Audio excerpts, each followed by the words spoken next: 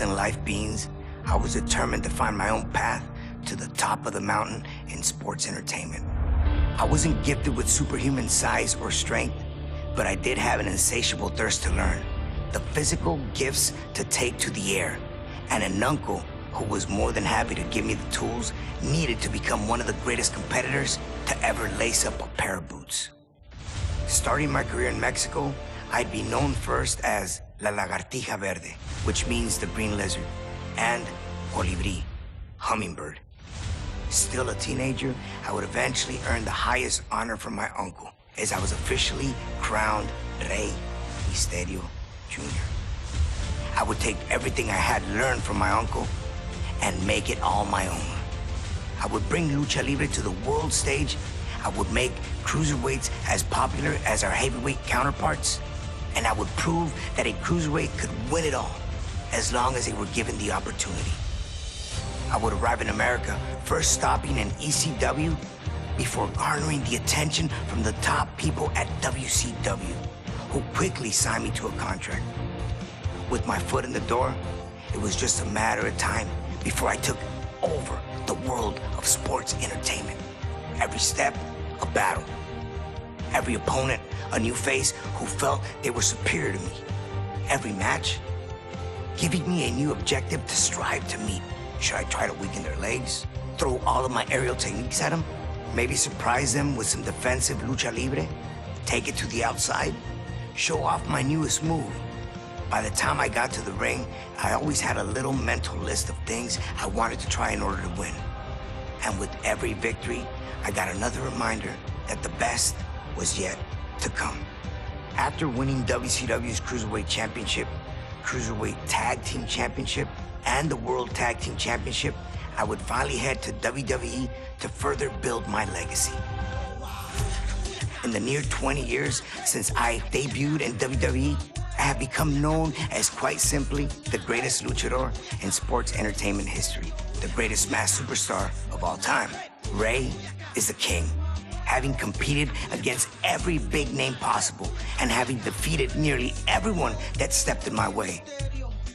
Not every road is paved with gold, and mine was no different. But even when the road gets challenging, there's always opportunity. The opportunity to learn from mistakes, to grow as a competitor, and to get better. I may not have had my hand raised every time out, but there's never been a time where I didn't leave the ring better than when I entered.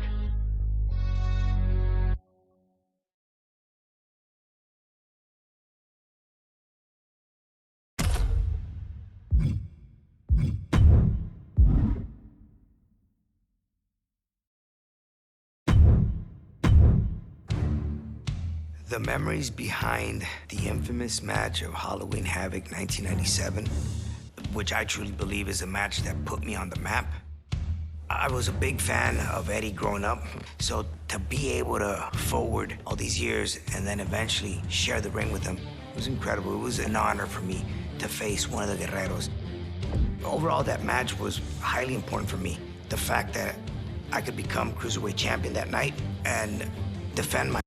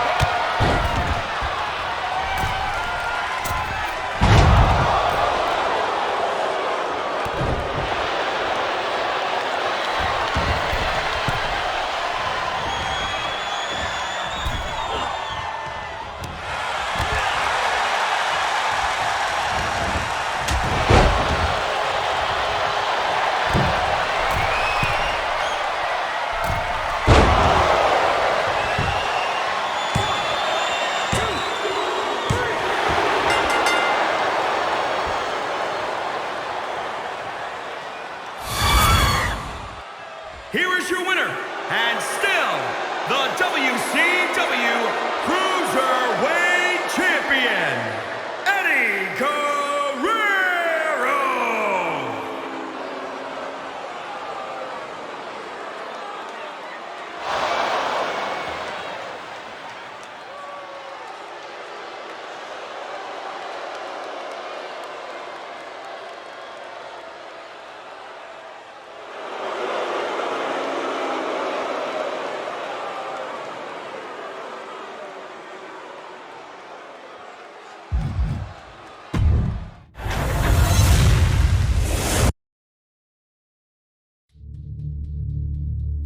I've sat and watched that match. I actually watched it not too long ago with my son Dominic. And it's a match that I still learn from. And, you know, it's a match that doesn't get old. I truly believe that if there was no Eddie Guerrero, my career would have gone a different direction. 8 years after our epic Halloween Havoc clash, Eddie and I were on better terms, but still found ourselves unable to resist the friendly competition in WWE. Holding the WWE Tag Team Championships only drove us to wonder who the better man on the team was. We both held victories over the other, but the chance to meet at the showcase of the Immortals, WrestleMania, was something we couldn't pass up. For the first time ever, two tag team champions would go one-on-one at the grandest stage of them all. We both knew what this match meant to the other, and it's what made it so fun to go out there and try to take the glory for ourselves. With no hard feelings, of course.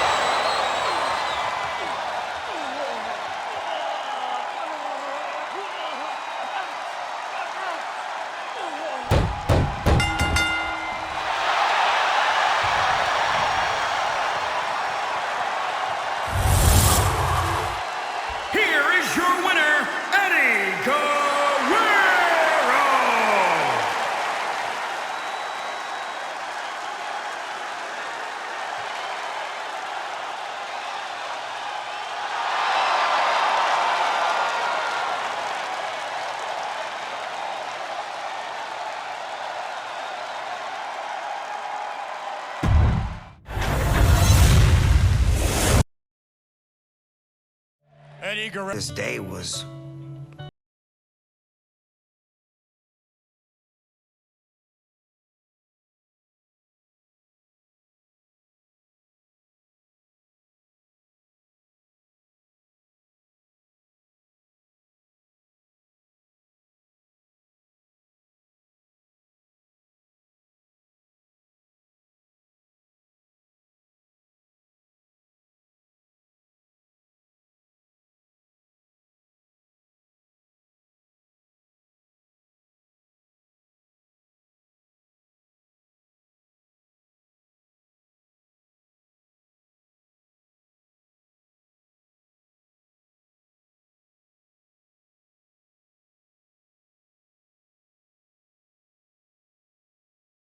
human being that he is.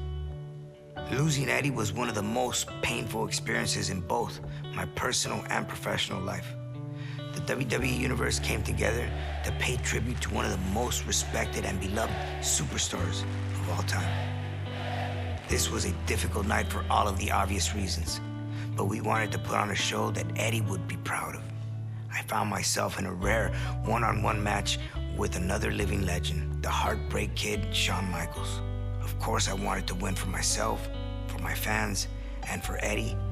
And while Shawn was also grieving, I knew that he would still give me everything he had, just as Eddie would have wanted.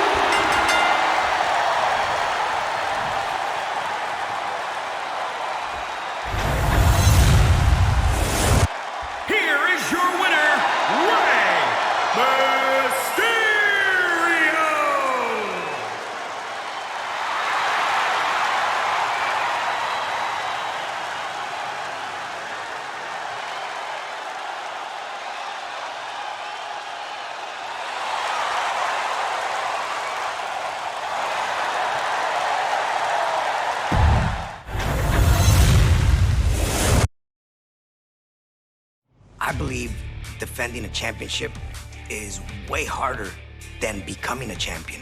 There's always more pressure defending, keeping that title that you work hard to get. Anyone, whoever wants to become champion, they just want to destroy you. They want to take what's yours. And with a guy like JBL, he just wants to destroy you. But he would always nag and put you down.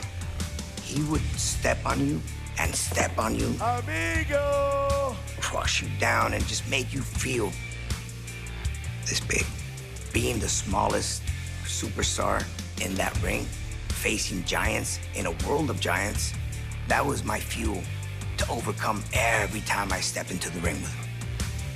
I had finally reached the pinnacle of WWE by winning the World Heavyweight Championship at WrestleMania in honor of my good friend, Eddie Guerrero. As a World Heavyweight Champion, I knew I had a target on my back and would face some of my toughest opponents, including John Bradshaw Layfield.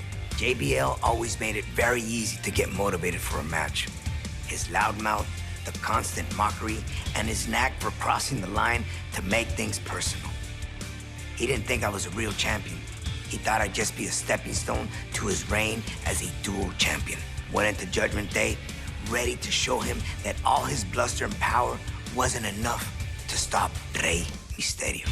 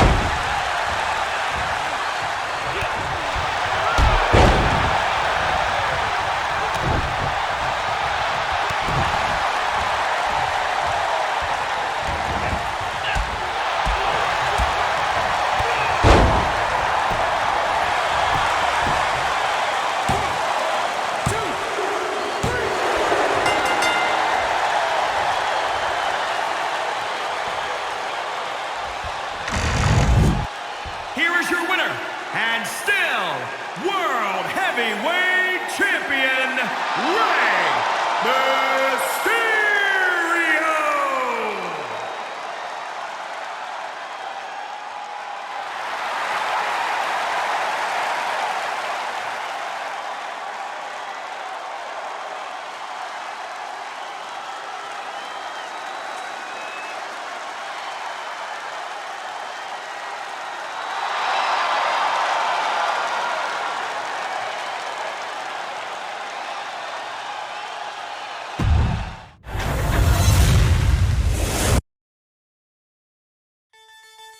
The Big Red Machine, Kane, had his sight set on eliminating me from WWE in 2008.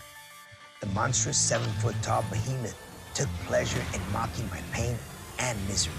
Kane thought he could use his mind games to break me, but I wasn't gonna let that happen. It's tough keeping your head in the game when facing someone so sick and sadistic, but at Cyber Sunday, where the WWE Universe would choose our match stipulation, the fans chose no holds barred. I didn't know what type of strategy I was gonna bring to the table that night. My technique has always been aerial maneuvers. Was I gonna be able to get away with it at a no holds barred match? I made a promise to myself that I wasn't going to show fear. How do I take the big man down? Hit him with whatever I got. I was gonna meet him head on, regardless of the match type, and show him that you can't break Rey Mysterio.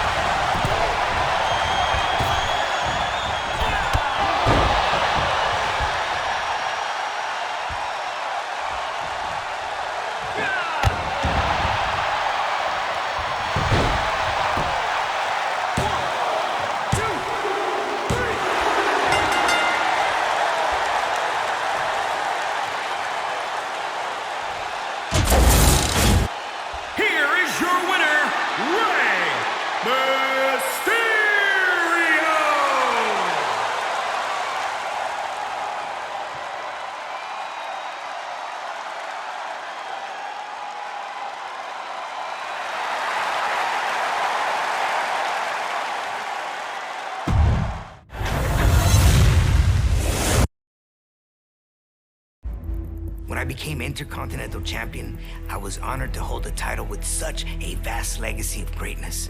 I was excited to face new challengers as the landscape was evolving. A brash newcomer named Dolph Ziggler thought he had me figured out and brushed me to the side. My point of view of Dolph Ziggler coming in, I had the utmost respect for him. He was very exciting to watch. He had a style, but with a new spike to it, a new feel to it. I knew Dolph was hungry coming into this match, and he was one of the up-and-coming superstars. But there's a mistake that he made that you never make in this business. Dolph felt like he was already the Intercontinental Champion before our match had even started. So I made sure to teach him a very valuable lesson at the biggest party of the summer. At SummerSlam, Dolph's arrogance was going to be his downfall if I had my way.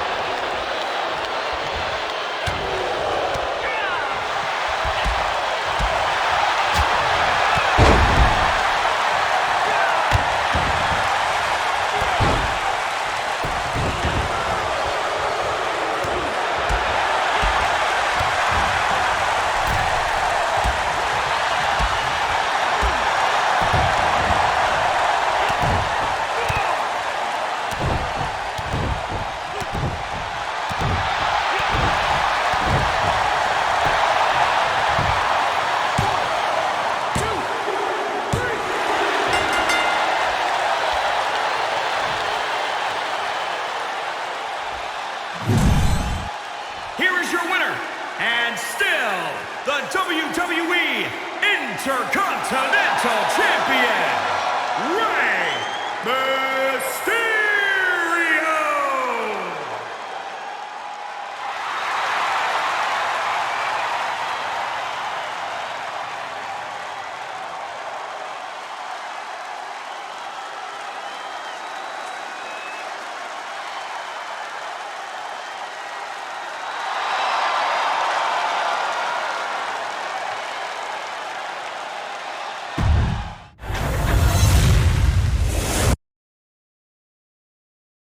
That bragging rights for the world heavyweight title was every man for himself.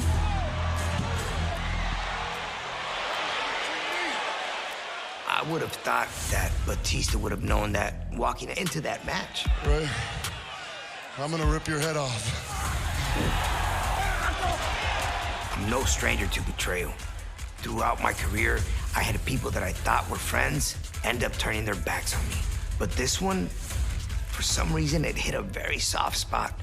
I couldn't make sense of what had gone down. You're supposed to be my friend!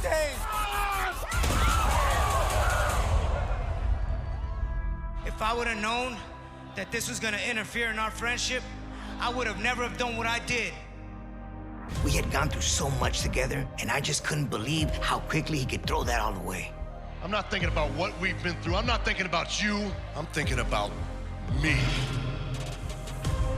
After weeks of verbal and physical assaults, I knew that we could never go back to the way things were. I wanted to make him feel the same way I did, to return that feeling to him. And the best way I could think to do that was to beat him on SmackDown and get the #1 contender spot that Batista felt belonged to him.